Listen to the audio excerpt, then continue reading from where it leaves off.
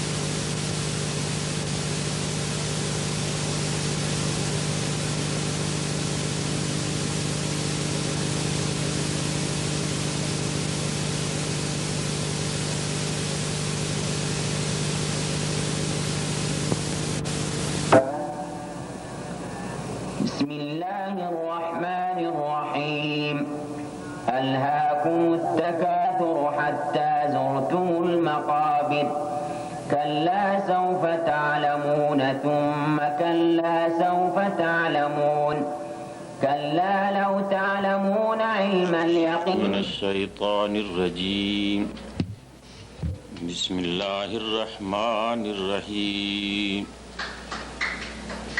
الہاکم التکاثر حتی زرتم المقابر کلا سوف تعلمون ثم کلا سوف تعلمون کلا لو تعلمون علم الیقین لترون الجحیم ثم لترونها عین الیقین ثم لتسألن يومئذ عن النعیم صدق اللہ العظیم.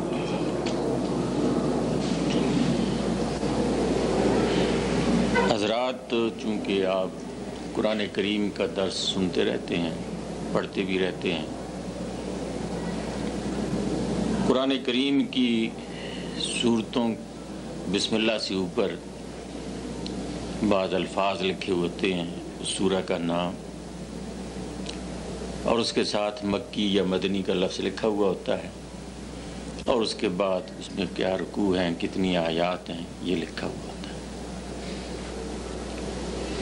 جہاں تک ناموں کا تعلق ہے، یہ نام جو سورتوں کے ہیں یہ عنوان نہیں ہے، بلکہ یہ ایک علامت ہے،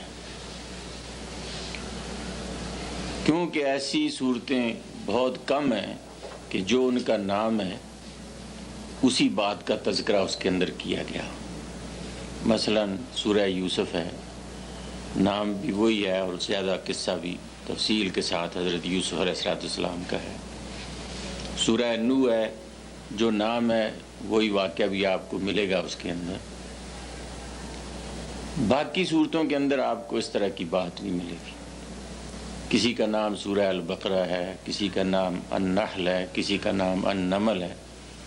بقرہ گائے کو کہتے ہیں، تو ظاہر بات ہے کہ ان 2.5 پاروں کی بڑی صورت میں کوئی گائے کی قسمیں نہیں وہاں بیان کی گئی. مراد یہ ہے کہ ایک آدمی اس کا وہاں نام دیکھ کر اس کے ذہن میں یہ بات آ جائے کہ وہ سورہ جس میں گائے کا ذکر ہوا ہے. یا النمل چیونٹی کو کہتے ہیں. اس کا مطلب نہیں ہے کہ چیونٹی کی کوئی حقیقت اس کے اندر بیان کی گئی ہے، بس یہ کافی ہے کہ وہ سورہ کہ جس کے اندر چیونٹی کا ذکر آیا.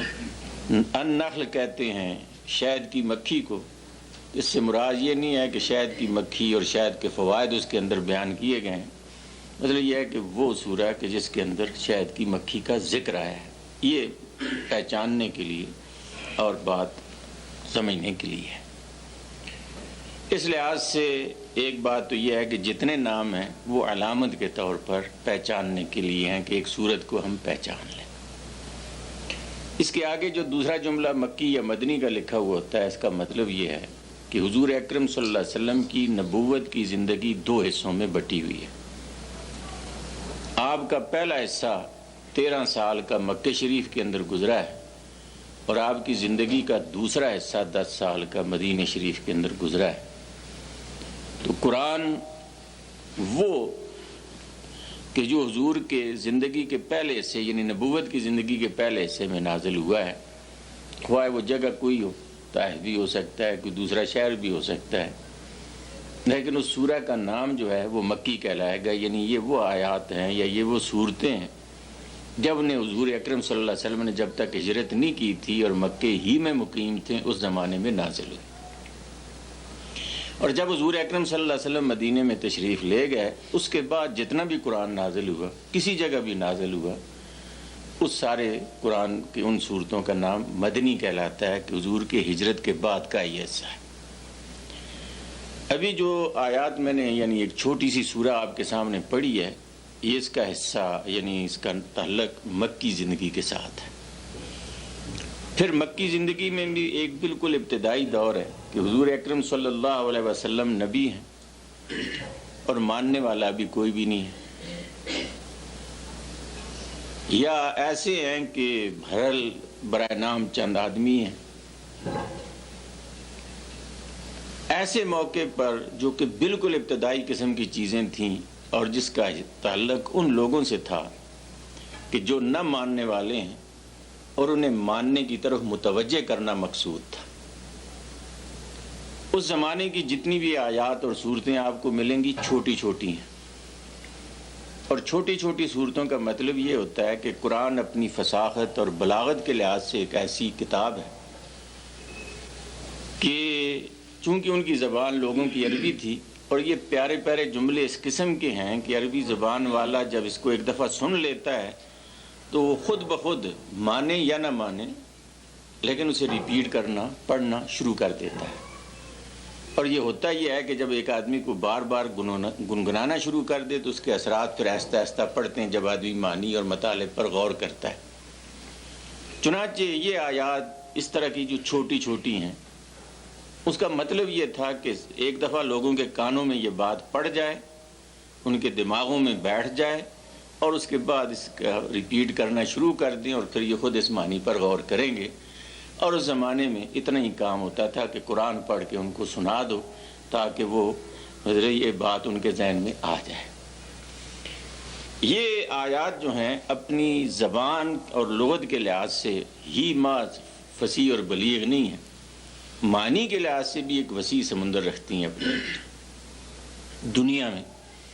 اگر یہ مثال کہیں صادق آ سکتی ہے کہ فلاں آدمی نے دریا کو کوزے میں بند کر دیا، کسی جگہ بھی آپ اس بات کو کریں تو مبالغہ ہوگا، لیکن قرآن کی ان چھوٹی صورتوں پر آپ اس کو جب بھی دیکھیں گے تو یہ 100% فٹ آتا نظر آئے گا۔ بات چھوٹی جیسی ہے، جملہ چھوٹا جیسا ہے، لیکن زندگی کے ایک سمندر کو لیے ہوئے اپنے اندر جا رہا ہے، اور کتنے حقائق ہیں کہ جن کو وہ انسان کے سامنے اعیان کرتا واضح کرتا ہوا نکلتا چلا جا رہا ہے، اور جو آدمی ان الفاظ پر غور کرتا ہے اس کے سامنے وہ حقیقتیں جو ہیں وہ واضح ہوتی چلی جاتی ہیں۔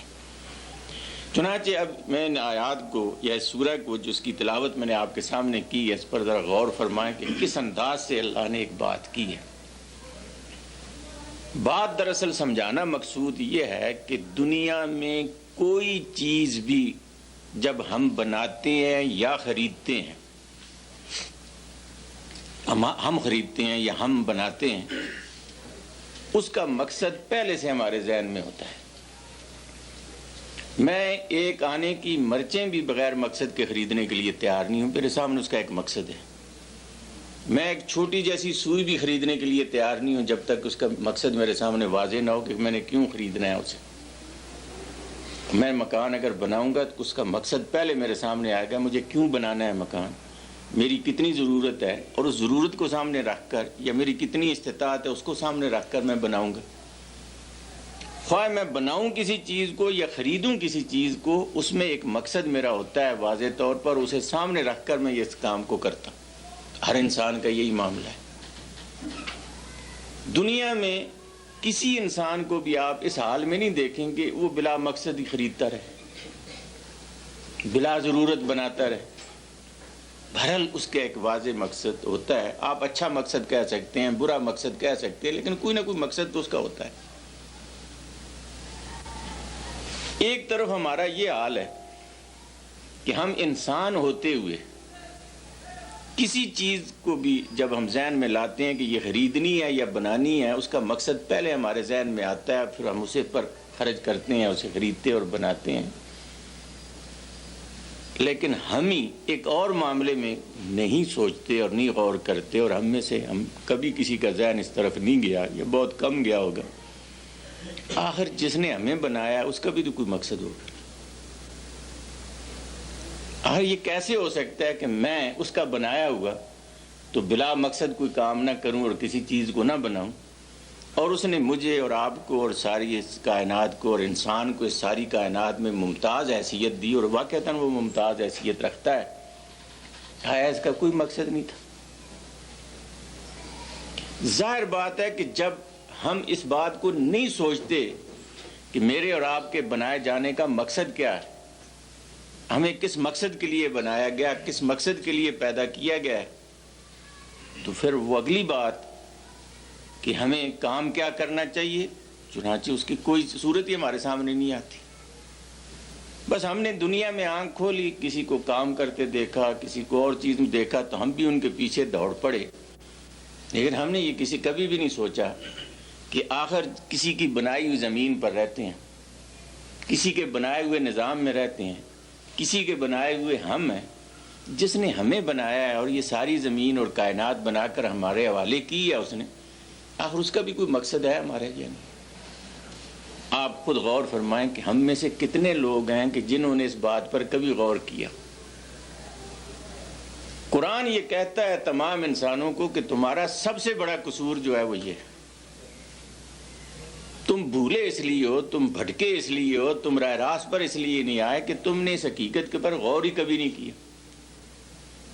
اور قیامت کے دن جب انسان کے خلاف جو فرد جرم عائد کی جائے گی، اس میں نمایاں بات یہی ہوگی کہ افحسبتم انما خلقناکم عبثا وانکم الینا لا ترجعون،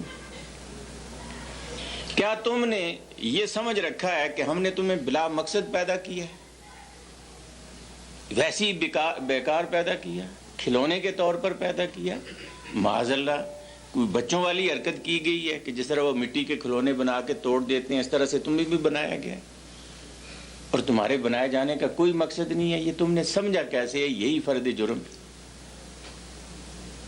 اور یہ فرد جرم تو وہاں لگے گی جب پہنچیں گے ہم، لیکن یہاں بھی آپ یہ دیکھیں کہ ہم اپنے کردار کو اس دنیا میں صحیح طور پر متعین کر ہی نہیں سکتے کہ ہمیں کیا کرنا چاہیے جب تک ہمیں یہ معلوم نہ ہو کہ ہمیں پیدا کیے جانے کا مقصد کیا ہے، اور جس نے ہمیں بنایا اس نے کس غرض کے لیے ہمیں بنایا۔ پھر اس بات پر بھی آپ غور فرمائیں کہ ہم اس کائنات کا جب مطالعہ کرتے ہیں تو یہ بات ہمیں نمایاں نظر آتی ہے کہ جس چیز کو جس مقصد کے لیے بنایا جاتا ہے، وہ چیز جب تک اس مقصد کو پورا کرتی ہے آپ اسے سنبھالتے ہیں، آپ اس کی حفاظت کرتے ہیں، آپ اس کی لک آفٹر کرتے ہیں، اور جب وہ چیز اس مقصد کو پورا کرنا چھوڑ دے اور آپ کے اس مقصد اور آپ کے کام نہ رہے، آپ اسے اٹھا کے پھینک دیتے ہیں۔ آپ ایک مٹی کا پیالہ بھی سنبھال کے رکھیں گے، حفاظت سے اٹھائیں گے، احتیاط کے ساتھ اٹھا کے رکھیں گے کہ جب تک وہ آپ کے لیے پانی آپ کو پلاتا رہے، وہ آپ کے لیے پانی کو محفوظ رکھ سکے۔ اور ایک قیمتی برتن جو ہے اس کے مقابلے میں اگر وہ ٹوٹ جائے، اس میں سوراخ ہو جائے، تو آپ اس کو اٹھا کے پھینک دیں گے۔ گویا یہ بات بھی ہمیں واضح طور پر نظر آتی ہے اس کائنات کے اندر کہ جو چیز جس مقصد کے لیے بنائی گئی ہے، وہ اس مقصد میں جتنی زیادہ کارگر ہو، جتنی کام آ سکے، جتنی اس خدمت کو سر انجام دے سکے، اتنی اس کی قیمت بھی ہوتی ہے اور اتنی اس کی زیادہ حفاظت بھی کی جاتی ہے۔ آپ یہ دیکھ لیں کہ شہر کی زمین اور جنگل کی زمین دونوں زمین ہی ہوتی ہیں، لیکن شہر کی زمین فٹوں کے لحاظ سے بکتی ہے اور اس کی قیمت کئی گنا زیادہ ہوتی ہے، اس لیے کہ وہ انسانوں کے کام زیادہ آتی ہے، اور جنگل کی زمین ایکڑوں اور مربعوں کے لحاظ سے بکتی ہے اور بہت سستی بکتی ہے، اس لیے کہ وہ انسانوں کے کام کم آتی ہے۔ اسی طرح سے ہر چیز کو دیکھیں کہ وہ کپڑا جو ہماری کام آ رہا ہے ہم اس کی حفاظت کریں گے، اور جب ہمارے جسم کے کام نہیں آئے گا یہ اٹھا کے یا چولہے میں جائے گا یا گندگی کے ڈھیر پر جائے گا، پھر اس کی کوئی بھی حفاظت نہیں کرتا۔ قیمت بھی اسی لحاظ سے اور حفاظت بھی اسی لحاظ سے۔ اسی طرح سے انسان کو بھی جس نے بنایا ہے، اگر آدمی اس مقصد کو پورا کرتا رہے جس مقصد کی خاطر خدا نے بنایا تو اس کی بڑی قیمت ہے، اور وہ جس نے بنایا ہے وہ اس کی حفاظت بھی کرتا ہے، اور جب وہ اس مقصد کو پورا نہیں کرتا اس کی قیمت بھی ختم ہو جاتی ہے تو اس کی حفاظت بھی ختم ہو جاتی ہے، کیونکہ اس کی ضرورت کا نہیں رہا، جس مقصد کے لیے اسے بنایا وہ پورا نہیں کر سکتا۔ قرآن کہتا ہے کہ لقد خلقنا الانسان فی احسن تقویم وَلَقَدْ كَرَّمْنَا بَنِي آدم، ہم نے آدم کے بیٹے کو ہر چیز پر فضیلت دی، ہم نے اسے سب سے زیادہ اچھا بنایا ہے، سب پر اس کو فوقیت دی، لیکن جب وہ اپنے مقصد زندگی کو پورا کرے تو فوقیت ہے، اگر نہیں ہے تو ثُمَّ رَدَدْنَاهُ أَسْفَلَ سَافِلِينَ، ہم نے اسے انتہائی نیچی سطح پہ ڈال دیا اگر اس نے اس مقصد کو پورا نہیں کیا۔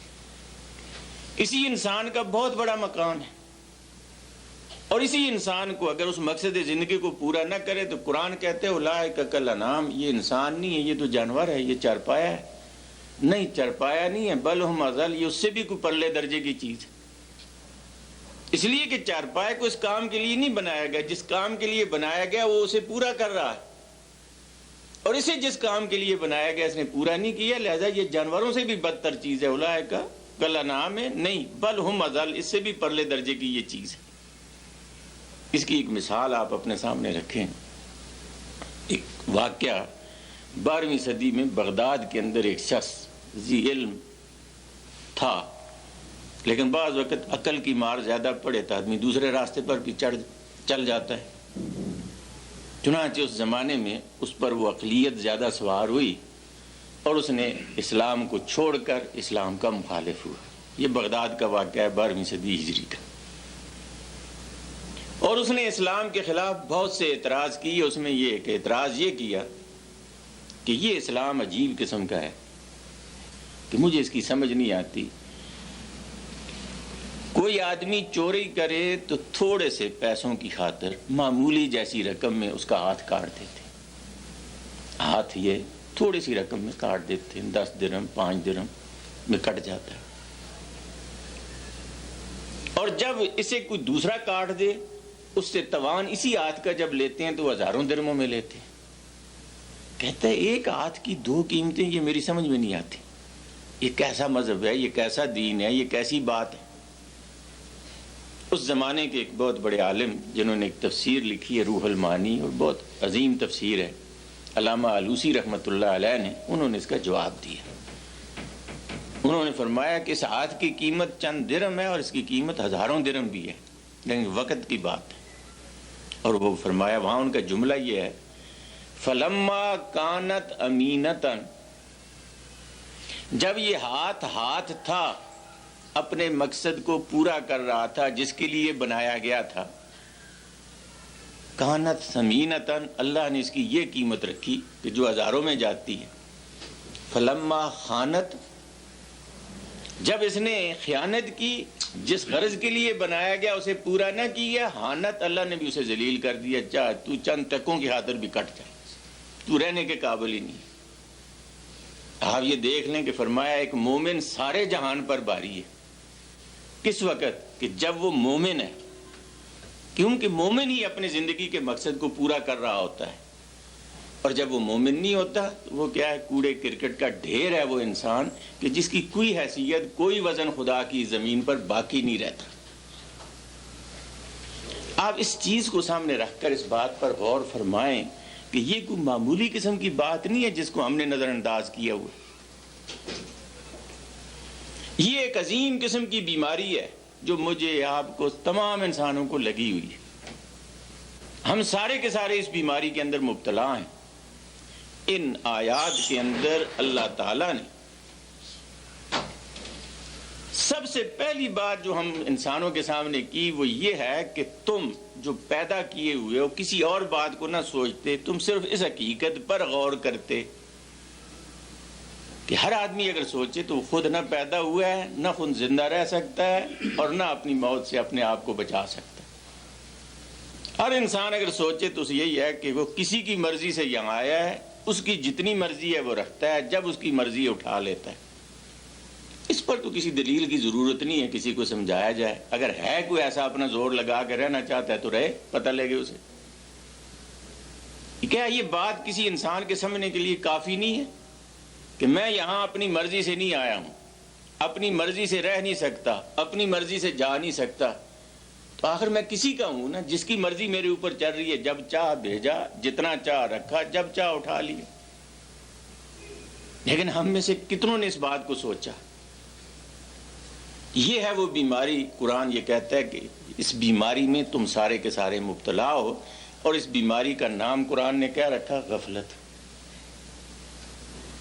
کہ تم پیدا ہوئے، تم اس دنیا میں آئے، تم نے ہر چیز پر سوچا اور غور کیا. دنیا کی بڑی بڑی چیزیں بھی تم نے ایجاد کی، بڑے بڑے کام کیے، بڑی بڑی بلڈنگیں کھڑی کی، بڑے بڑے منصوبے اور پروگرام تم نے بنائے. لیکن تم نے اپنے بارے میں بھی کبھی سوچا ہے کہ تم کون ہو، کس کے بنائے ہوئے، کس غرض کے لیے آئے ہو، کیا مقصد ہے تمہارا؟ بس یہ ہے وہ بیماری کے جس کا ذکر قرآن کرتا ہے. یہ سب کو لگی ہے. اس کا نام اس نے کیا رکھا؟ پہلے یہ جملہ الہا. وہ بیماری کیا ہے؟ الہا. الہا کے معنی غفلت، بے خبر ہونا اپنی زندگی کے مقصد سے، اپنے مقصد زندگی کو نہ جاننا، نہ پہچاننا، اس سے غافل ہو جانا، اس کی پرواہ نہ کرنا. اب سوچنا یہ ہے کہ جیسے حکیم کا کام، طبیب کا کام یہ نہیں ہے کہ وہ بیماری بتا دے بھائی تجھے یہ بیماری ہے. آخر کسی بھی کوئی بیماری لگتی ہے تو بیماری کا کوئی نہ کوئی سبب ہوتا ہے جس کی وجہ سے لگتی ہے. ایک اچھے حکیم اور دانا کا کام یہ ہے کہ وہ یہ تلاش کرے کہ یہ بیماری جو اس کو لگی ہے کون سی وجوہ ہیں، کون سے اسباب ہیں کہ جن کی بنیاد پر اس کو یہ بیماری لگی ہے. جب اسے یہ پتہ چل جائے کہ بیماری اسے لگنے کے سبب یہ ہیں، وجوہ یہ ہیں، اسباب یہ ہیں، اس کے لیے پھر علاج کرنا آسان ہو جاتا ہے. چونکہ آپ دیکھ لیں بیماری بعض وقت شکل میں ایک ہی قسم کی ہوتی ہے لیکن اس کے اسباب الگ الگ ہو سکتے ہیں، اور وہ اسباب الگ ہونے کی وجہ سے دعائیں بھی اس کی مختلف ہوتی ہیں. اس لیے یہاں یہ ہے کہ یہ بیماری جو ہمیں لگی یا ہم اس کے اندر مبتلا ہو جاتے ہیں، اس کا سبب قرآن نے بتایا، اور وہ سبب یہ ہے کہ فرمایا التکاثر. اس کا سبب کیا ہے؟ تکاثر. تکاثر کے معنی یہ ہیں کہ تم سب کو، یعنی ہم سب کو، یہ چیز میں ہم مبتلا ہو گئے کہ جو بھی اس دنیا کے اندر آیا اس نے اپنے سے آگے جس کو دیکھا کہ وہ جس دوڑ کے اندر لگا ہوا ہے اسی دوڑ کے اندر لگ گیا، اور اس نے اپنا آگے پیچھے کچھ نہیں دیکھا.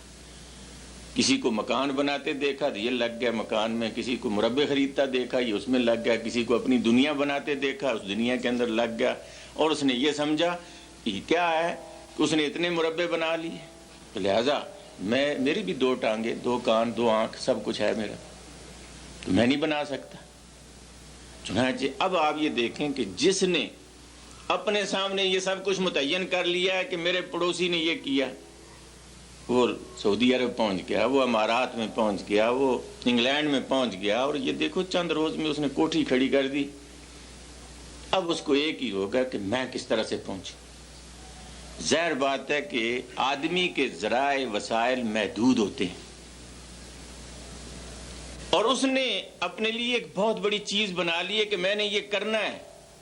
اب دیکھتا ہے کہ وہ ذرائع وسائل جو جائز ہیں وہ اس کا ساتھ نہیں دیتے تو ناجائز طریقے وہاں سے اختیار کرتا ہے. آدمی حرام حلال میں فرق کرنا یہاں سے چھوڑتا ہے، اپنے اور بگانے میں فرق کرنا یہاں سے چھوڑتا ہے، باپ اور بیٹے کی لڑائی، بھائی اور بھائی کی لڑائی، اور آپس میں خاندانوں اور کنبوں کی لڑائی، اس میں اگر آپ دیکھیں تو یہی بات ہے کہ یہ نہ کھائے اس کا بھی میرے پاس آ جائے، اسی لیے قتل کرتا ہے، اسی لیے جھوٹ بولتا ہے، اسی لیے رشوت کھاتا ہے، اسی لیے دھوکہ دیتا ہے، اسی لیے اسمگلنگ کرتا ہے، اسی لیے چور بازاری کرتا ہے۔ آخر اس میں کیا بات ہے سوائے اس کے؟ اور اس لیے کہ اس نے وہ کوٹھی کھڑی کرنی ہے، اس لیے کہ اس نے وہ مربے خریدنے ہیں، اس لیے اس نے اپنے گیٹ کے سامنے ایک کار کھڑی کرنی ہے، اس لیے کہ اس نے ایک بینک بیلنس بنا کے اپنے کوئی شو کرنا ہے۔ اب اس میں جو لگا تو جائز رہا ہے تو ساتھ نہیں دے رہے، لہذا پھر اس نے جو بھی اس سے بن پڑتا ہے وہ سب کرتا ہے۔ آپ یہ بتائیں جس نے وہ اپنے سامنے بنا لیا اس کو کبھی یہ ہوش رہے گی رات اور دن کے اندر کہ کبھی بھی اسے یہ خیال آئے میں کسی کا پیدا کیا ہوا ہوں، کسی نے مجھے غرض کے لیے یہاں بھیجا ہے، میری زندگی محدود ہے، میں چند روز یہاں رہنا ہے، میں نے چلا جانا ہے اس دنیا کو چھوڑ کر، اسے اس کا خیال ہی نہیں رہے گا، بالکل یہ ہوش ہی نہیں رہے گی۔ سارا دن کماتے کماتے کماتے کماتے تھکے گا، مجبور ہوگا تو لیٹے گا، اور اسی فکر کے اندر کہ آج تک اتنا ہوا ہے کل کتنا آ جائے میرے پاس۔ اور آپ یہ اندازہ لگائیں کہ اگر بات صرف اتنی ہوتی میں نے اس کا مقابلہ کرنا ہے لہذا اس کی کوٹھی کے مقابلے میں کوٹھی بنانی ہے، اس کی دولت کے مقابلے میں میں نے بھی اپنی دولت کا شو کرنا ہے، اتنا ہوتا تو بھی اتنا آدمی پریشان نہ ہوتا۔ لیکن یہ بھوک ایسی سخت ہے کہ جب یہ لگ جائے تو یہ محدود کہیں نہیں ہوتی، کہیں جا کے ختم نہیں ہوتی، اس لیے کہ یہ جتنی بھی آئے اتنی زیادہ اور بھوک بڑھتی جاتی ہے۔ یہ وہ بیماری ہے جو کسی کا پیٹ نہیں بھر سکتی، یہ وہ بیماری ہے جو کسی حد پہ آدمی کو لا کے کھڑا نہیں کر سکتی۔ یہاں ہی دمام میں ہمارے ادارے کے ایک بزرگ بہت پہلے سے رہتے تھے، چلے گئے، مولانا عبدالحق صاحب، پتہ نہیں نام سنا ہوگا آپ نے۔ ان کے ایک بھائی نے ایک خط لکھا ان کو کہ ہمارے پڑوس میں ایک زمین بک رہی ہے، جلدی پیسے بھیجیں، پڑوس کا مسئلہ ہے، جلدی خرید لیں، کوئی اور نہ خرید لیں۔ انہوں نے بھیج دی، کچھ عرصہ گزرا تو پھر دوسرے پڑوس والے نے بیچنی شروع کی، تو پھر انہوں نے اسی طرح سے لکھا، چنانچہ انہوں نے لکھا کہ آخر یہ پڑوس پر زمین تو کسی نہ کسی کی آتی رہے گی، اور یہ حد پاکستان سے ختم ہو کے انڈیا کو بھی چلی جائے گی، بتا میں کیا کر سکتا ہوں۔ یعنی یہ آدمی اگر سوچے کہ فکر آپ کو کیسے لگتی ہے، یہ پڑوس میں بک رہا ہے، اس کے بعد پھر پڑوس آ جائے گا، اس کے بعد پھر پڑوس آ جائے گا، یہ تو عجیب مصیبت ہے جس میں گرفتار ہو جاتا ہے آدمی۔ حضور فرماتے ہیں نا کہ ابن آدم کی عجیب حالت ہے، عجیب قسم کی کیفیت ہے، اگر اس کو ایک ویلی، ایک وادی بھرے ہوئے مال کی، سونے کی مل جائے تو کبھی بھی نہیں کہے گا الحمدللہ شکر، کہے گا ایک ملی ہے نا تو کہے 2 اور ہوں تو ذرا 3 ہو جائیں، یہ ہر آدمی، اور 3 ہو جائیں تو کیا بس ہو جائے گا، پھر 9 اور ہونی چاہیے، کیا 9 سے بھی بس کر جائے گا؟ تو آپ یہ دیکھیں گے کوئی بھی نہیں۔ بعض وقت آدمی سوچتا ہے کہ ایک جھونپڑی سی ہو جی، رات کو چارپائی سے اوپڑی ہو، کہیں سے کام کر کے تھکا ہوا ہوں، سو جاؤں، لیکن جب آدمی کے وسائل بڑھتے ہیں تو وہ جھونپڑی سے آگے مسئلہ پڑتا ہے، اور وسائل بڑھتے ہیں تو آدمی کہتا ہے اس شہر میں ہے تو اگلے شہر میں بھی ہو جائے، پھر اگلے شہر میں بھی ہو جائے، پھر اگلے شہر میں بھی ہو جائے۔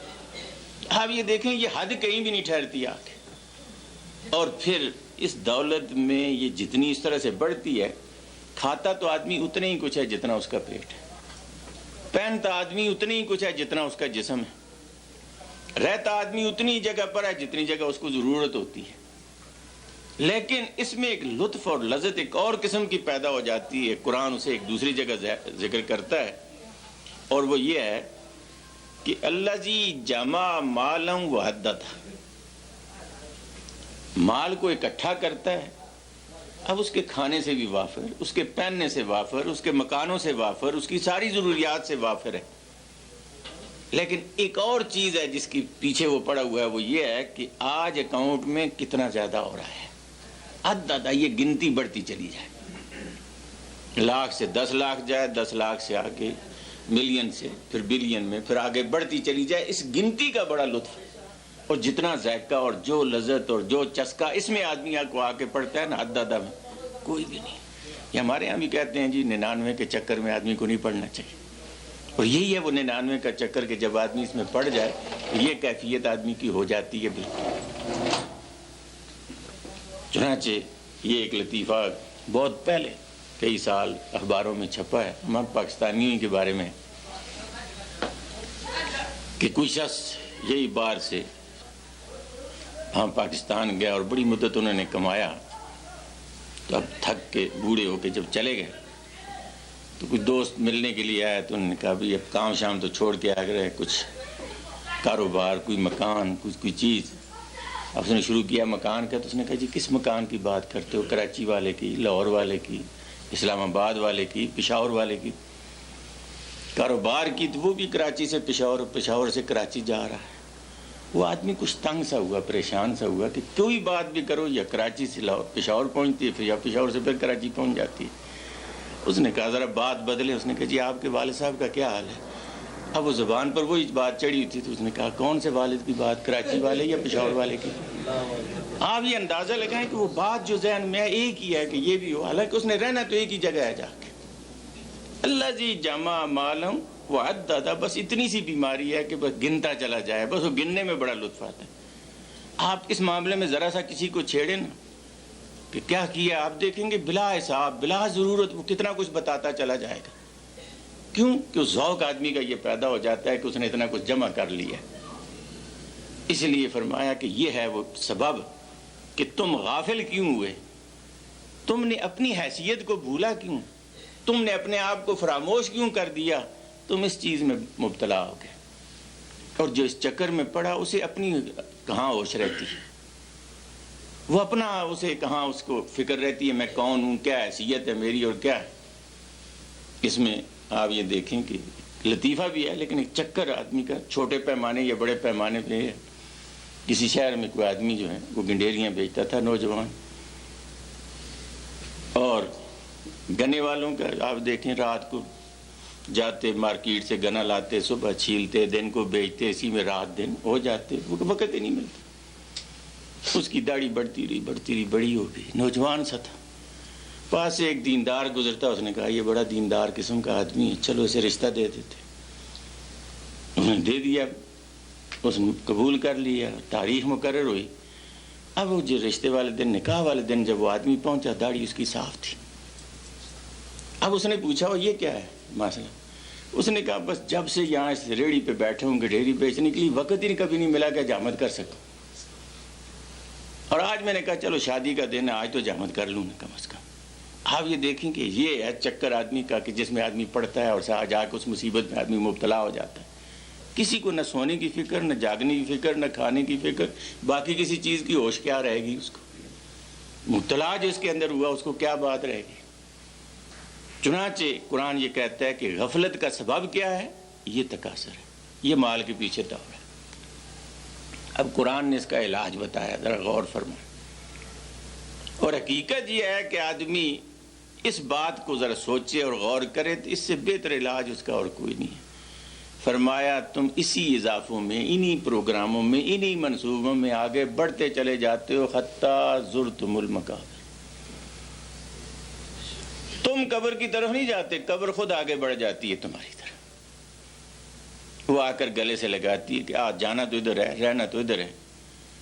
اور اس وقت آدمی یہ کہے کہ حضرت علیہ السلام کو کہ ابھی تو میرے بہت سے کام اور منصوبے رہتے ہیں، اس نے تو خدا کا منصوبہ پر پورا کرنا ہے، آپ تو کسی کا ہمارا منصوبہ تو اس نے پورا نہیں کرنا۔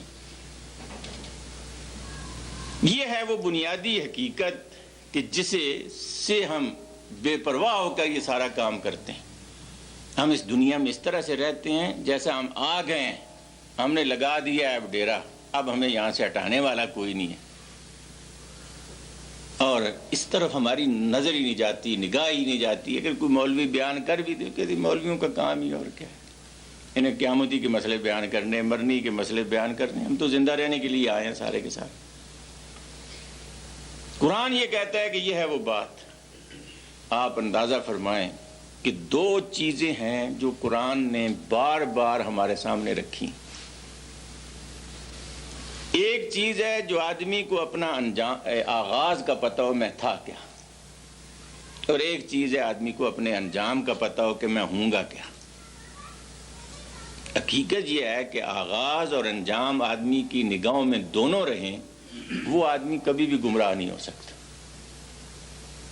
ہمیں نہ اپنا آغاز یاد رہا اور نہ انجام پر ہماری کوئی نگاہ گئی کہ ہم نے جانا کیسے ہے۔ حضرت علی رضی اللہ تعالیٰ عنہ نے 2 جملوں میں سے بیان کیا، وہ انسان تیری ابتدا پانی ہے گندا بدبودار، اور تیری انتہا مردار جسم ہے بدبودار، یہ تیرا آغاز ہے اور یہ تیری انجام۔ جب انسان بہت ڈھینگے مارتا ہے، میں یہ کرتا ہے، اللہ تعالیٰ فرماتے ہیں ذرا دیکھو اس سے بات تو کرو۔ لَقَدْ خَلَقْنَا الْإِنسَانَ مِن نُطْفَةٍ فَإِذَا هُوَ خَصِيمٌ مُبِينٌ، ہم نے اسے ایک بدبودار پانی سے پیدا کیا، اس نے جھگڑے میرے ساتھ شروع کر دیے۔ کیا یعنی اپنی حقیقت کو بھول گیا، اپنی حیثیت کو بھول گیا، اس کی وہ نگاہ اس بات پر نہیں رہی۔ یا اللہ اسے یہ کہتا ہے یہ دیکھو جس نے کل ایسا ہو جانا ہے، مر جانا ہے، اس ساری دنیا کو چھوڑ جانا ہے، یہ آج کہتا ہے یہ میرا یہ میرا یہ میرا، ہم تو اسے ویسے ہی لے کے چلے جائیں گے اس دنیا سے۔ اور آدمی اگر سوچے تو اس دنیا میں خالی ہاتھ آیا ہے، خالی ہاتھ جانا ہے، لے کے بھی کچھ نہیں آیا، لے کے جا بھی کچھ نہیں سکتا۔ یہ خامخواہ اس تکلیف میں مبتلا ہے، یہ میرا یہ میرا یہ میرا یہ میرا۔ قرآن کہتا ہے وَلِلَّهِ مِيرَاثُ السَّمَاوَاتِ وَالْأَرْضِ، تمہارا پہلے بھی کچھ نہیں تھا، آج بھی تمہارا کچھ نہیں ہے، کل بھی تمہارا کچھ نہیں ہے۔ تمہاری حیثیت یہ تھی، کل بھی تم بے بس تھے اور آج بھی تم بے بس ہو۔ اور جن چیزوں پر تم ناز کرتے ہو، جس دولت پر، جس قوت پر، جس صحت پر، آپ یہ اندازہ لگائیں کہ یہ کتنا تمہارا ساتھ دے گی۔ بعض لوگ ذرا اس اور دنیا داری میں مبتلا ہوتے ہیں، کہتے ہیں جی ابھی اسپتال میں چیک اپ کرا کے آیا، میرا دل بھی ٹھیک ہے، میرا خون بھی ٹھیک ہے، میری صحت بھی ٹھیک ہے، سب کچھ ٹھیک ہے۔ یہ سڑک پہ چلتی ہوئی موٹر کار بھی کسی کی ٹھیک ہوگی، مارے گی ایکسیڈنٹ، تو کیا وہ صحیح دل والا نہیں مرے گا؟ جس کا خون صحیح ہوگا نہیں مرے گا؟ کیا اس کی ضرورت ہے کہ خون خراب ہوتا بھی مرے گا؟ دل میں کوئی تکلیف ہوتا بھی مرے گا؟ اس کی تو کوئی ضرورت نہیں۔ لیکن انسان کا ذہن اس طرف نہیں جاتا، ادھر ہی جاتا ہے، اور اس طرف سوچتے ہی نہیں ہے، وہ غور ہی اس بات پر نہیں کرتا سر سے۔ اس لیے اسے یہ بتایا گیا کہ آدمی کو یہ سوچنا چاہیے، اس کی نگاہ ہر طرف اس بات پر رہنی چاہیے۔ چنانچہ حضور اکرم صلی اللہ علیہ وسلم نے انسان کو اس حقیقت سے بار بار آگاہ فرمایا۔ اتنے پیارے جملے ہیں، میں 2-3 آپ کے سامنے نقل کرتا ہوں، ذرا غور فرمائیں۔ حضور فرماتے ہیں اکثرو ذکر حادم اللذات، میرے ماننے والوں میں ایک بات تم سے کرتا ہوں، تم اپنی مجلسوں میں ایک اس بات کا ذکر زیادہ سے زیادہ کیا کرو جو دنیا کی ساری لذتوں کو توڑ کر رکھ دیتی ہے۔ کسی چیز میں لذت چھوڑتی ہی نہیں ہے، کوئی ذائقہ ہی نہیں چھوڑتی اگر جس کے سامنے یہ موت ہو۔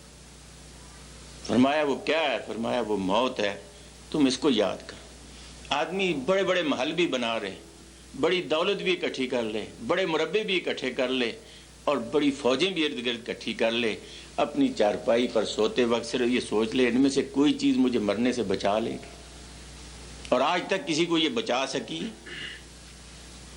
تو آدمی کو ساری حقیقت اس کی جو ہے وہ پتہ چل جائے گا، اور اس کے سامنے وہ ساری کی ساری حیثیت آ جائے گی کہ میں کیا ہوں اور کیا معاملہ ہے میرا۔ نہیں، حضور اکرم صلی اللہ علیہ وسلم ایک دفعہ آپ کے ایک بڑے پیارے ساتھی حضرت عبداللہ ابن عمر، آج ہمارے یہاں عاشق رسول ساری ہی ہم ہیں، صحابہ میں عاشق رسول حضرت عبداللہ ابن عمر موجود ہے، نام ہی ان کا عاشق رسول تھا، اور ان کی کوشش یہ ہوتی تھی کہ جو کام جس طرح سے رسول اللہ صلی اللہ علیہ وسلم نے کیا ہے یا دیکھا ہے اسے کر گزریں، بس جس حالت میں تھے۔ ہر وقت ایک ہی تصور، ایک ہی خیال کہ میرے اس قول میں، میرے اس فعل میں کس کی میں نے اتباع کرنی ہے، کس کے پیچھے چلنا ہے، بس پورے کا پورا ایک نقشہ تھا۔ یہ جا رہے تھے راستے پر، پیچھے سے رسول اللہ صلی اللہ علیہ وسلم تشریف لائے، اور جس طرح آدمی بے تکلف دوستوں کے ساتھ یہ تو کندھے پر ہاتھ رکھا حضور اکرم صلی اللہ علیہ وسلم نے حضرت عبداللہ ابن عمر کے، اور پھر فرمایا یبن عمر، اے عمر کے بیٹے۔ اب انہوں نے دیکھا یہ، فرمایا یا رسول اللہ کیا بات ہے؟ فرمایا میں ایک نصیحت تجھے کرتا ہوں۔ فرمایا یا رسول اللہ میں حاضر، کیا؟ فرمایا کن فی الدنیا غریبا، اے عمر کے بیٹے اس دنیا میں تو مسافر کی طرح رہ۔ اب جب میں ایک مسافر کی حیثیت سے آیا تو زیادہ سے زیادہ میں اس کی بات کے خواہش مند ہوں گا کہ مجھے رات رہنے کی کوئی جگہ مل جائے، میں یہاں کے زمین کے بھاؤ، مکانوں کے بھاؤ پوچھتا پھروں تو لوگ کہیں گے یہ سب احمق اور بیوقوف کو دیکھو کیا حال ہے، 2 دن کا اس کا ویزا ہے، 3 دن کا اس کا ویزا ہے، اس نے چلا جانا ہے، اسے ٹھہرنے کس نے دینا ہے، ایسے کون ہے؟ اور یہ بھاؤ جس کے پوچھتا ہے اور خریدنے کی یہ فکر کرتا ہے، آپ دیکھیں احمق ہی نہیں ہوگا کیا؟ ہم بھی اگر اس دنیا میں آئیں تو ویزا لگ کے آئیں، اور اس ویزے میں ایسی سخت ہے کہ دخول خروج پہلے سے لگا ہوا ہے، کسی کو آگے پیچھے نہیں ہونے دیا جاتا۔ آپ یہ دیکھیں کوئی چکر ہی نہیں چل سکتا، دنیا کے ان ویزوں میں ہم چکر چلا لیتے ہیں، اس میں نہیں چلا سکتے۔ جس لیے روز دخول ہے ہو جائے گا، اور جس روز خروج ہے اسی روز ہوگا، اس میں کوئی کمی بیشی جو ہے کرنے کے لیے تیار ہی نہیں ہے، اور اس میں ہوگی بھی نہیں کوئی کسی کو۔ اس لیے فرمایا تو دنیا جیسی ہے، اور جو تیری حیثیت ہے اس حیثیت کے مطابق رہ، غریب کی حیثیت، ایک مسافر کی حیثیت سے رہ اس دنیا میں۔ پھر تھوڑا اور آگے بڑھے اور فرمایا نہیں، عابر سبیل، میرے ساتھی راہ چلتے مسافر کی طرح اس دنیا کے ساتھ کر تو گزار۔ یعنی راہ چلتے آپ گاڑی پہ سوار ہیں، آپ بس پہ سوار ہیں، وہ کسی اسٹاپ پہ رکی ہے، آپ زیادہ سے زیادہ کیا کریں گے؟ ایک چائے کی پیالی پی لیں گے، کوئی سگریٹ پی لیں گے، کوئی پان کھا لیں گے، 2 باتیں کسی سے کر لیں گے، اور آپ کی نگاہ یہ ہوگی کہ بس کا ٹائم ہونا جائے یا گاڑی کا ٹائم ہونا جائے یا نکل نہ جائے، اس وقت ہر وقت اس کے دروازے پر آپ کی نگاہ ہوگی۔ جس نے جانا ہے اسے پتہ ہے کہ یہی حال ہے۔ فرمایا آدمی کا یہ ہو تو پھر اسے کوئی تکلیف بھی نہیں ہوتی اس دنیا کے اندر۔ لیکن ہم نے اس طرح سے کبھی سوچا ہی نہیں ہے۔ حضور اکرم صلی اللہ علیہ وسلم نے ایک اور موقع پر اس بات کو واضح کرتے ہوئے یوں فرمایا، حضرت علی رضی اللہ تعالیٰ عنہ مسجد سے باہر نکلے، آپ نے ایک جوتا پہنا اور حضور نے سوال کر دیا، علی ایک جواب دیتے چلے جائیں میرے سوال کا۔ فرمایا یا رسول اللہ کیا ہے؟ ارشاد۔ فرمایا بس پوچھنا یہ ہے تجھے اپنی زندگی پہ بھروسہ کتنا کچھ ہے؟ یہ ہے کہ حضرت علی سے باقی لوگوں کے ذہن میں یہ بات آ جائے۔ فرمایا یا رسول اللہ ایک جوتا تو پہن لیا ہے، پتہ نہیں دوسرا پہننے کا موقع ملے یا نہ ملے، بس یہی زندگی آدمی۔ حضور نے فرمایا خدا کی قسم مجھے اتنا بھی بھروسہ نہیں ہے کہ آنکھ نیچی کی ہے اوپر بھی کرنے کا موقع ملے گا یا نہیں کرے۔ اور اگر آدمی سوچے اپنی زندگی پر تو آدمی اپنی زندگی میں ایک لمحے سے زیادہ کسی کا مالک نہیں ہوتا۔ جو گزر گئی وہ بھی اس کے ہاتھ میں نہیں آئے گی، جو آنے والی ہے وہ بھی ہاتھ میں نہیں آئے گی، اور جس لمحے میں آدمی رہتا ہے یہی اس کی زندگی ہے۔ یہ اس سے زیادہ کوئی حیثیت ہی نہیں ہے آدمی کی اس دنیا کے اندر۔ لیکن یہی وہ بات ہے جو اسے یاد نہیں رہتی کہ میرا کیا ہے، گئی ہوئی بھی اپنے ہاتھ میں وہ نہیں لا سکتا، اور آنے والی کو بھی کنٹرول میں وہ نہیں رکھ سکتا، اس کی مرضی وہ لمحات آئیں نہ آئیں، نہ آئیں نہ آئیں، چلی جائے گی۔ یہ ہے وہ حیثیت جو بار بار رسول اللہ نے متوجہ فرمایا اس کی طرف۔ پھر خالی زندگی کا مسئلہ نہیں ہے، بلکہ اس کے اندر جو بنیادی بات ہے جس کی طرف ہم نے نگاہ کرنی ہے، دیکھنا ہے، غور کرنا ہے، وہ یہ ہے کہ صرف مر جانا ہی نہیں ہے۔ اگر صرف مر جانا ہوتا تو کوئی اتنی خسارے کی بات نہیں تھی۔ چلو ہم جس طرح آج کل افسوس کرتے ہیں بیچارے نے اپنی جوانی کا کیا دیکھا، زندگی کا کیا دیکھا، کوئی چکھا نہیں، کوئی کھایا نہیں، کوئی پیا نہیں، یہی کر سکتے تھے، اس سے زیادہ تو نقصان کوئی نہیں ہوتا۔ مسئلہ یہ ہے کہ آنے والی زندگی کا معاملہ اس سے بہت ہی مختلف ہے، اور اس زندگی ساری کا دار و مدار اس پر ہے، اور یہاں کے خسارے جو دنیا کے اندر کے ہیں اس کو تو یہاں پورا کر لیا جائے، نہ پورا ہو تو نقصان اتنا کوئی نہیں ہے، اور وہاں کا خسارہ اسے پورا کرنے کے لیے کوئی موقع ہی نہیں ہے۔ اس لیے اس طرف بھی بار بار توجہ دلائی کہ دیکھو آج ہی اس کا موقع ہے جو کچھ تم کر سکتے ہو۔ ایک جنگ سے ایک دفعہ رسول اللہ صلی اللہ علیہ وسلم واپس تشریف لائے، سخت دوپہر، کڑاکے کی گرمی، ہر چیز آگ بنی ہوئی ہے۔ آپ نے لشکر کو حکم دیا ٹھہرو، جہاں جہاں درخت ہے نیچے اس دہکتی ہوئی آگ سے تھوڑا سا سکون مل جائے۔ لوگ بھی کچھ بیٹھے، کچھ سامان چھوڑا، 2-4 نظر آئے سامنے، ایک پتھر گرم تھا، اس میں سے کہا 2-3 کو ٹھہر جاؤ ذرا۔ فرمایا ایسا کرو، ایک پاؤں پہ یہاں کھڑے ہو کے اس پتھر پر بتاؤ تمہارے گھر کا سامان کتنا ہے۔ ایک پاؤں پہ، مطلب یہ 2 ہوں تو آدمی تھوڑا تھوڑا ایسے اوپر نیچے کر کے کوئی گن لے، ایک پاؤں وہ کھڑا کیسے ہونے دے؟ اب اس طرح سے جو آدمی گنے تو آپ یہ دیکھیں کیا حال ہے۔ اتنے میں حضرت علی رضی اللہ تعالیٰ عنہ پہنچے، انہوں نے پاؤں رکھا پتھر پہ اور فرمایا ایک گھڑا لوٹا اور چرپائی کر کے دوسری طرف پاؤں رکھ دیا.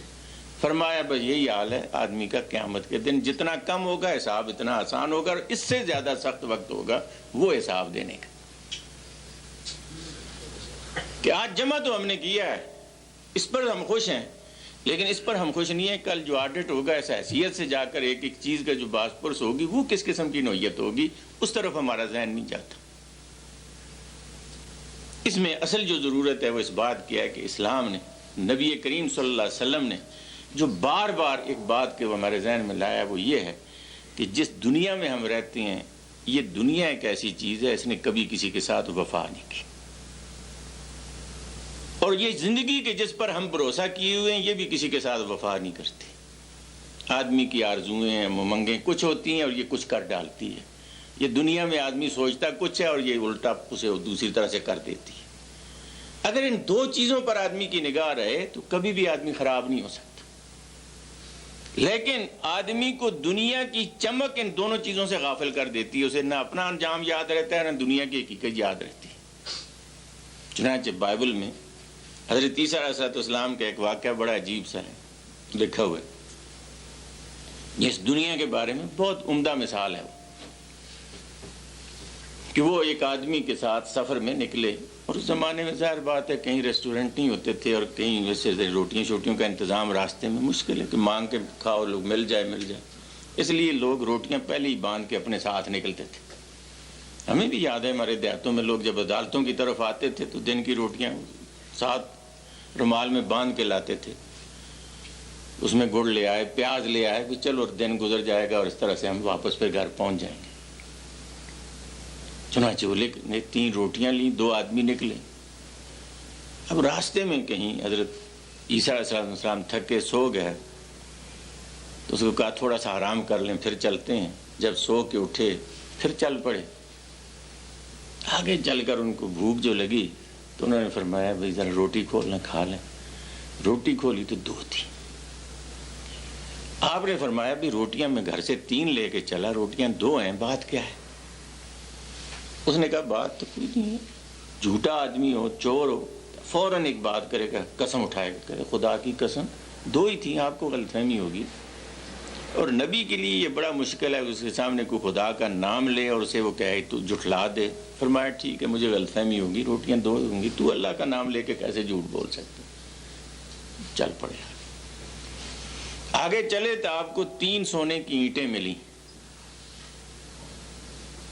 آپ نے فرمایا کہ ایک میں لے لیتا ہوں، ایک تو لے لے، اور ایک اینٹ یہاں چھوڑ دیتے ہیں اس لیے کہ اس جنگل میں کوئی ایسا ہے تو بھی سو گیا ہو میں بھی سو گیا ہوں، کوئی روٹی کھا گیا ہے ہماری، تیسرا ہے نا یہ اس کی رہے. اب اس آدمی کو ہوئی بڑی تکلیف. اب اسے کہتا ہے خدا کی قسم جی روٹی تو میں ہی نہیں کھائی تھی. مسئلہ یہ ہے کہ وہ اینٹ کہاں جائے. حضرت عیسیٰ علیہ السلام نے تینوں اس کے حوالے کر دی اور کہا چل میرے ساتھ کچھ چھوڑ دے. آپ اکیلے ادھر چل پڑے. اب یہ 3 اینٹیں لے کے ابھی چلا ہی تھا کہ ادھر سے 2 شکاری آئے. انہوں نے دیکھا تنہا آدمی 3 سونے کی اینٹیں اٹھائے ہوئے جا رہا ہے کہیں، عجیب آدمی ہے. انہوں نے کہا اچھا. آتی اس کا کام تو پورا کیا، اینٹیں لے کے وہ بیٹھ گئے. اب ایک ایک ہاتھ میں لی، ایک پھر مسئلہ بن گئی. اب اس کو توڑیں وزن کریں، اس میں آگے پیچھے وقت لگے گا. انہوں نے کہا صبح کے شکار پر نکلیں، شکار تو اور کوئی نہیں ہوا، یہی مل گیا کافی ہے، تو کھانا کھائیں پھر ذرا قوت جسم میں آئے، توڑیں گے اس کو پھر بانٹیں گے، وقت لگے گا. انہوں نے کہا اچھی بات ہے. ایک بھائی اینٹوں کے پاس بیٹھے اور ایک کھانا لائے جا کے شہر سے کسی جگہ سے. اب جو ہیں یہ اینٹیں جو اس کے پاس بیٹھا ہوا اس کو بھی تو آرام سے نہیں بیٹھنے دیتی، اور جو چھوڑ کر گیا ہے وہ بھی اس فکر میں. وہ کہتے ہیں یہ بے ایمان کدھر میرے ذمہ لگ گیا تھا، اگر نہ ہوتا میرے ساتھ تو اینٹوں تینوں کا 3 میں مالک ہوتا. وہ کہتا ہے یہ کدھر میرے ذمہ لگ گیا، یہ اگر نہ ہوتا اینٹیں ساری میری ہوتی. اب یہ سوچ سوچ کے دونوں نے ایک منصوبہ بنایا.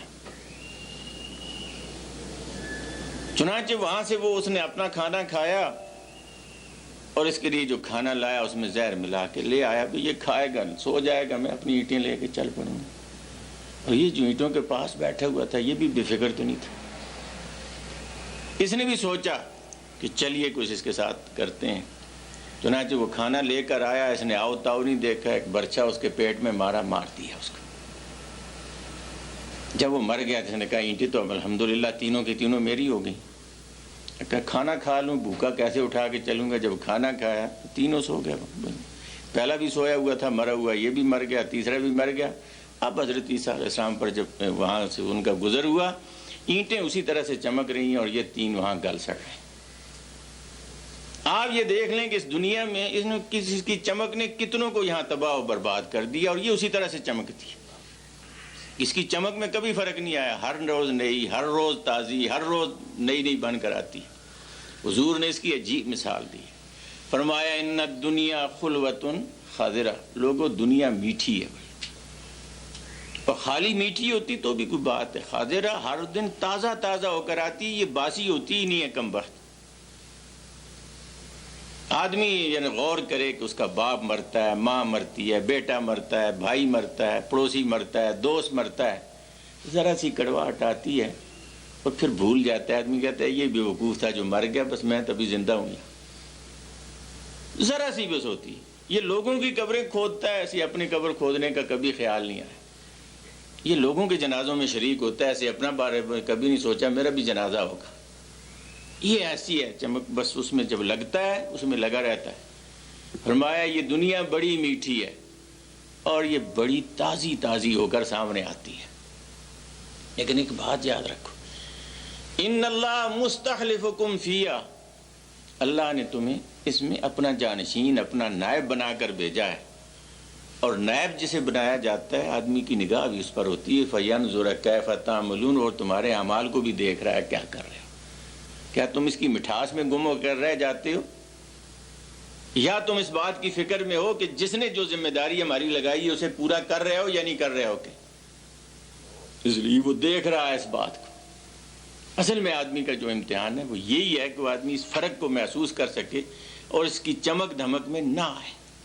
سعدی نے سے اور بڑے اچھے انداز سے بات کی ہے، وہ یہ کہتا ہے کہ مکن تکیہ بر ملک و دنیا عمر، کہ بسیار کس چوں تو پرورد و کشت، اے انسان اس دنیا کی زندگی اور اس کی کسی چیز پر تو بھروسہ نہ کر، یہ جوانی، یہ دولت، یہ اقتدار، یہ قوت، کسی چیز پر بھروسہ نہ کر۔ بسیار کس چوں تو پرورد و کشت، تیرے جیسے بتھیرے لاڈلے اس نے اپنے ہاتھوں سے پالے اور اپنے ہاتھوں سے ذبح کر دی۔ جب آدمی تخت پر ہوتا ہے تو وہ بات کیا ہوتی ہے، اور جب سب تخت سے اتار کر پھینکا جاتا ہے تو یہ جگہ بھی نہیں دیتی کسی کو۔ بسیار کس چوں تو پرورد و کشت۔